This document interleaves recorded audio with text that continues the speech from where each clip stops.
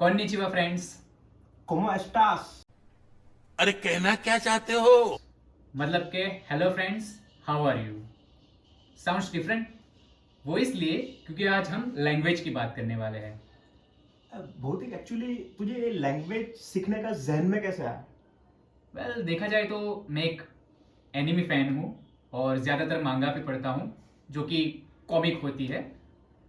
तो ऐसा होता है कि आप इतना इंटरेस्ट लेते हो ना कि आपने पूरी की पूरी सीरीज खत्म कर दी होती है। ओके। और जो नई सीरीज आती है वो जापानीज या कोरियन में होती है, तो उसका डब इंग्लिश डब होने में लगभग 1 साल या 2 साल लग ही जाता है। राइट। और जाहिर सी बात है, आप अगर आपको बहुत इंटरेस्ट हो किसी चीज़ में तो कंट्रोल कर पाना मुश्किल है। बस ऐसा होता है कि देख ले, लेकिन इंग्लिश में होती नहीं है। तो फिर जहन में ऐसा है कि क्यों ना थोड़ा सा सीख ले, जापानीज हो या कोरियन हो या कोई भी और लैंग्वेज, ताकि और मज़ा आए। बस इस हिसाब से मैंने एक बार एप्लीकेशन या यूट्यूब से देख के शुरू कर दिया और धीरे धीरे करके इतना है कि मुझे थोड़ा बहुत पढ़ना लिखना आ गया है। भाई मजा आया, और मैं ये जो मजा है हिंदुस्तान के हर व्यक्ति को देना चाहता एंड मोस्टली वो भी देखते हैं ना कि सबटाइटल्स के साथ है ना मूवी या सीरीज देखने में इतना मजा नहीं आता। हाँ ऑनेस्टली मैंने अभी तक सबटाइटल्स में देखा ही नहीं है। हाँ मैं नहीं मानता। और फ्रेंड्स, मेरी बात करूं तो भौतिक ने मुझे इंट्रोड्यूस किया था कि वेरियस लैंग्वेज कैसे सीखी जा सकती है। तो हम ऐसे मिले थे, तो इसने ना मुझे जापानीज वर्ड्स के बारे में बताया। तो मैंने बोला ये जापानीज वर्ड्स की बात कर रहा है, कॉम्प्लिकेटेड होगा। ऐसे कोई भी लैंग्वेज या कुछ नई चीज होती है तो हमारा ह्यूमन माइंड ऐसे सोचता है कि कॉम्प्लिकेटेड होगा। Yes. लेकिन इसने इतना सिंपल कर दिया। मुझे अभी याद है, हम लोग बाहर बैठे थे ऐसे, तो उसने जमीन पे लेटर ड्रॉ करके मुझे दिखाया। तो मुझे इतना क्लिक हुआ कि लेटर है और ये ना कोई चीज का एक शेप है, उस तरीके से ये वर्ड्स बनते हैं। हाँ तो मुझे एकदम लगा कि ये तो लगता है सिर्फ कॉम्प्लिकेटेड है, लेकिन अगर फर्स्ट स्टेप ले कोई लैंग्वेज में तो वो इजी हो सकता है। तो मेरी जर्नी लैंग्वेज सीखने में ऐसे स्टार्ट हुई। लैंग्वेज हम जितना सोचते हैं ना कि ये इतनी डिफिकल्ट होगी, वो इतनी डिफिकल्ट नहीं होती। हाँ, शुरुआत में ऐसा लगता है कि आगे जाके मुश्किल होगी, लेकिन हमने भी तो ऐसे ही लैंग्वेज की शुरुआत की थी। हमें भी तो बचपन से ऐसा नहीं था कि गुजराती, हिंदी या इंग्लिश आ गई है। सालों लगे हमें कि नए वर्ड्स जानने के लिए, अल्फ़ाबेट या वोवल्स के लिए कि कैसे लिखा जाता है, कब यूज़ किया जाता है। हर लैंग्वेज ऐसी होती है। फॉर एन एग्जाम्पल, मैंने जापानीज, कोरियन और दूसरी ऐसी लैंग्वेजेस शुरू की थी। मुझे पहले लगा था कि बहुत मुश्किल है। हाँ, ऐसा नहीं है कि अभी मुझे पूरी आ गई है, लेकिन फिर भी मैं थोड़ी बहुत तो पढ़ लिख लेता हूँ, तो मज़ा आता है उस चीज़ में। तुषार ने भी जैसे स्पेनिश है, जर्मन है, फ्रेंच है, ऐसी लैंग्वेज भी शुरू की है। उसे भी पहले ऐसा ही लगा था कि बहुत मुश्किल होगी, लेकिन कुछ ऐसा है, मतलब हम आपको एग्जाम्पल के साथ दिखाएंगे कि जो चीज़ इतनी मुश्किल लग रही है ना, उतनी मुश्किल है नहीं। फॉर एग्जाम्पल मैं दिखाऊंगा जापानीज और कोरियन में, और तुषार दिखाएगा स्पेनिश और जर्मन में।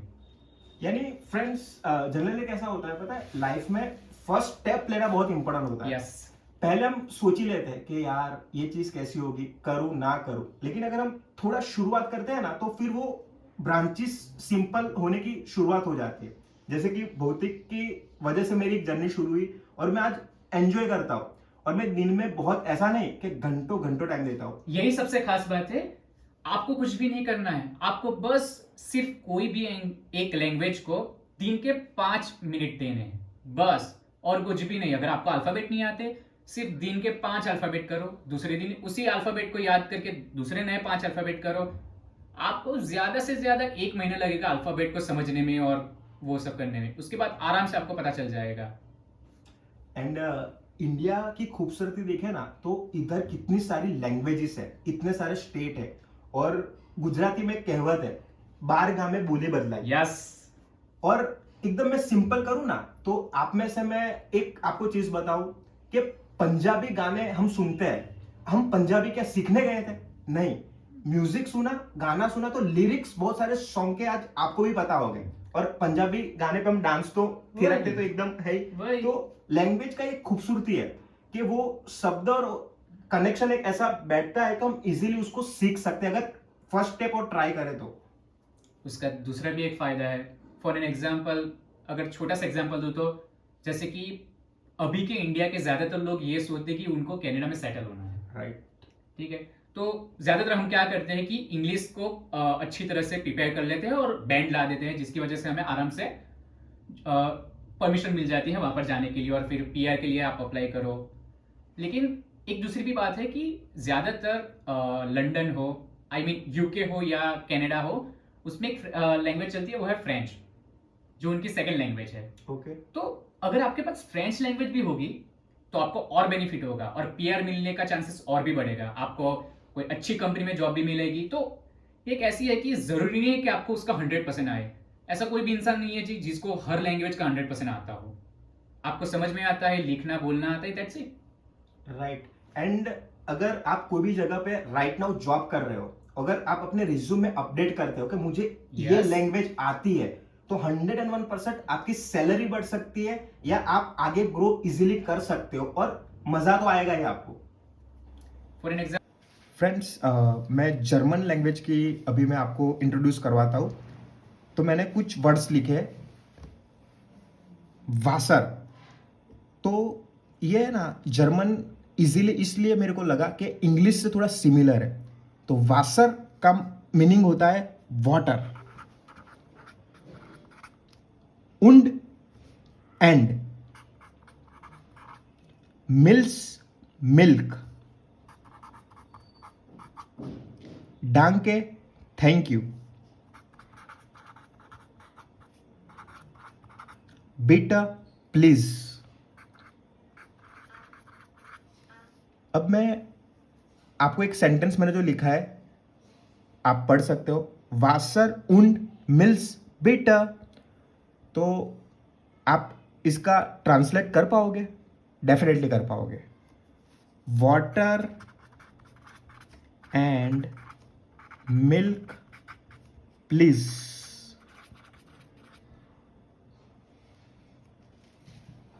दोस्तों, अगर मैं स्पेनिश की बात करूं ना, तो वो है ना दूसरी लैंग्वेज से इतनी सिमिलर नहीं है। तो स्टार्टिंग में थोड़ा डिफिकल्ट लग सकता है, लेकिन अगर आप प्रैक्टिस चालू रखोगे ना, तो वो आप यूज टू इजीली हो जाओगे। मैंने स्पेनिश के थोड़े वर्ड्स लिखे, तो उसकी प्रैक्टिस करते हैं। आगुआ मीन्स वाटर, नीनो means boy, un hombre, a man, come, eats,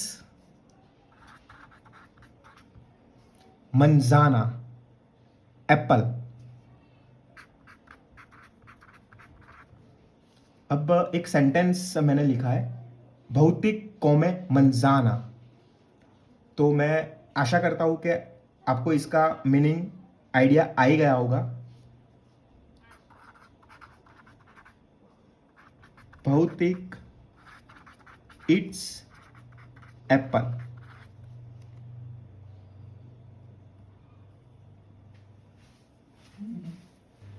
okay friends, तो सबसे पहले हम देखने वाला है जापानीज़ लैंग्वेज। जापानीज़ लैंग्वेज में 3 कैटेगरीज होती है, मतलब 3 टाइप के अलग अल्फ़ाबेट्स होते हैं। पहला हिरागाना, दूसरा है काटाकाना और तीसरा है कांजी। अभी हम सिर्फ हिरागाना के बारे में देखने वाले हैं। तो यहाँ पर मैंने कुछ अल्फ़ाबेट्स लिखे हैं जापानीज़ में, हिरागाना में। तो जाहिर सी बात है ये थोड़े से कन्फ्यूजिंग होगी कि इसका मतलब क्या है, लेकिन इसका मतलब बहुत ईजी है। सबसे पहला जो है उसको कहते हैं आ से ज़्यादातर हम चालू करते हैं, तो ए फॉर एप्पल। तो ये कुछ सिमिलर है, देख सकते हैं आप। अगर हम इसको देखें तो यहाँ से ऐसा, और ये पूरी तरह से एप्पल। वैसे ही दूसरा है शी। अब इसको समझना और भी आसान है। अगर हम देखें तो मान लो कि यहाँ पर एक कोई भी लड़की है और यहाँ से इसके पीछे से बाल है, तो सिर्फ इसको कहते हैं शी। ये तीसरा है जिसको कहते हैं ही। ये और भी आसान है। एक फेस हम ले लेते हैं जो ही करके हंस रहा है, तो सिंपल इसका ही। चौथा है उसको कहते हैं शू। अब इसको हम थोड़ी अलग तरीके से समझेंगे। एक शूज़ है जिसकी शूलेस खुली हुई है, तो बस हम इसको कह देंगे शू। और जो पांचवा है लास्ट, वो आपने बहुत जगह पर देखा भी होगा, जिसको कहते हैं नो। सिंपल बात, नो सिग्नल या नो साइन। देखा, एकदम इजी है। मैंने यहाँ पर एक वर्ड लिखा है हिरागाना में, जापानीज में। क्या आप बता सकते हो ये कौन सा है? बिल्कुल सही, ये है सुशी, सबसे famous Japanese dish. Okay friends, अगर हम कोरियन लैंग्वेज की बात करें तो ये दूसरी सारी लैंग्वेज से एकदम अलग है, क्योंकि ज़्यादातर हम अगर इंग्लिश में या हिंदी में बात करते हैं तो उसके जो वर्ड बनाते हैं उसमें एक जो कंसोनेंट और वोवल्स होता है ना, वो एक ही लाइन में होता है। लेकिन कोरिया में हंगल यूज़ होता है जो थोड़ा सा डिफरेंट है। जैसे कि यहाँ पर मैंने एक वर्ड लिखा हुआ है, इसका मतलब जाहिर सी बात है कि अभी नहीं पता है। और इसमें जो वर्ड बनता है ना, वो इन 6 ब्रैकेट्स के ऊपर बनता है, जिसमें हर ब्रैकेट अलग अलग है, उससे एक वर्ड बनता है। जैसे कि यहाँ पर एक कंसोनेंट है, यहाँ पर एक वोवल है, यहाँ पर कंसोनेंट ऊपर है, यहाँ पर वोवल नीचे है। तो इस तरह से एक वर्ड बनता है जो हम अभी देखने वाले हैं। तो यहाँ पर जो भी है, ये एक वर्ड है, यहाँ पर एक है, ये वाला है, ये और ये 5 वर्ड है। तो इसका मतलब सिंपल भाषा में बता देता हूँ। जैसे पहला है, उसे कहते हैं आ, दूसरे को कहते हैं ई, ये आई है लेकिन ई साउंड करता है। तीसरा जो है, जैसे आप देख सकते हो कि यहाँ पर एक कंसोनेंट है और एक वोवल है, वैसे ही यहाँ पर देखा जाए तो ये दूसरा, ये कंसोनेंट, ये वोवल। उसी तरह इसको जो कहते हैं उसे कहते हैं सू, जिसे हम सू भी साउंड कर सकते हैं। तीसरा है, उसे कहते हैं क्यू, को भी साउंड कर सकते हैं। तीसरा है, वो इसका एग्जांपल है ये कंसोनेंट वोवल कंसोनेंट, ठीक है, जिसे कहते हैं लिम। अगर बेसिकली ऐसा साउंड नहीं करते, लेकिन अगर साउंड करे तो रिम। तो क्या आप बता सकते हो कि इस वर्ड का मतलब क्या होगा? आई सिकुलिन, मतलब कि आइसक्रीम।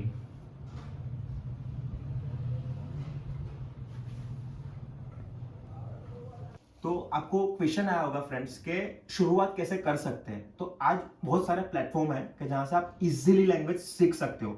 यूट्यूब है, फिर कोई बुक्स आप पढ़ सकते हो और कर सकते हो। मैंने शुरुआत अगर मेरी बताऊं तो जर्मन, स्पेनिश और जापानीज की मैंने की थी।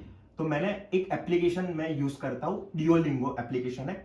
उसका इंटरफेस और इतना इजी है और इतना मस्त है कि मैं 5 to 10 मिनट्स में हर रोज करता हूँ और 75 डेज से मैं करता हूँ। मेरी स्ट्रीक वहां पे एक ऑप्शन होता है कि आप डेली स्ट्रीक मेंटेन कर पाते हो। तो मुझे बहुत खुशी हो रही है कि मैंने 75 डेज 5 to 10 मिनट्स उस एप्लीकेशन को दी है। और नए नए वर्ड्स, एक्सरसाइज, कभी कभार ऐसा भी होता है कि कोई शब्द हमने आज सीखा, कल शायद मैं भूल गया, तो वहां पे रिपीट भी होगा। बहुत अच्छी एप्लीकेशन है, बहुत अच्छे उसके फंक्शन है। वहां पे आप अल्फाबेट वहां पे आप खुद ड्रॉ कर सकोगे। तो जैसे कि आप लिख रहे हो वैसे नए वर्ड्स आएंगे, वहां से कैसे प्रोनाउंसिएशन करना है वो भी आएगा।